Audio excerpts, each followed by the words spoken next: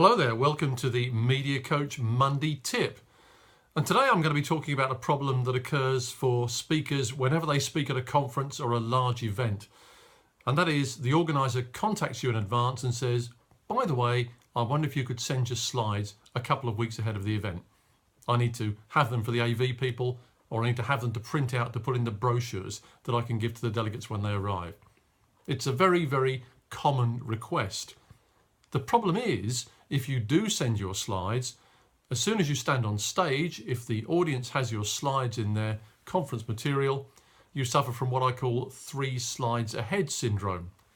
Whatever slide you're showing on the screen at the time, the audience will flick 2 or 3 slides ahead to see what's coming up and to see whether that looks interesting, particularly if it looks more interesting than the slide that you're on.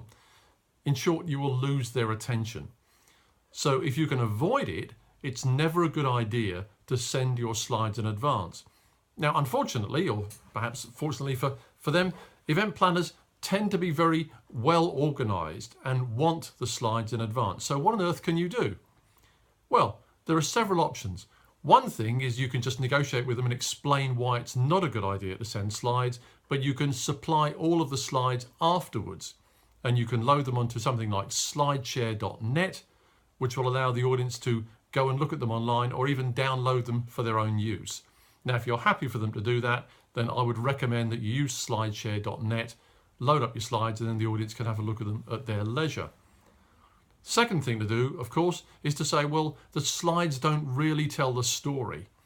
What they need is something with some information in, which I'm quite happy to send them. You could send them something in advance, a kind of advanced preview of what you're going to do, or you could send a synopsis, a PDF, some other form of presentation, perhaps slides with some more annotation on that'll be different from the slides that you use in your talk.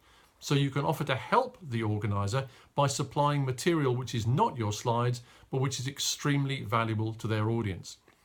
And the third thing that you can do is something that I've often done, and that is you can say, well, I could send the slides, I could supply them, but rather than do that, let me have some engagement with the audience.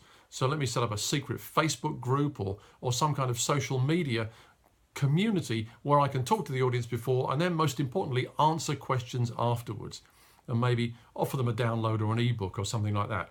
In short, what you need to be doing is to be working with the organizer of the event to deliver greater value. That's what they're interested in. That's why they ask for your slides. It's not that they want the slides, they want something to be able to present to their delegates to show that they're getting value for money.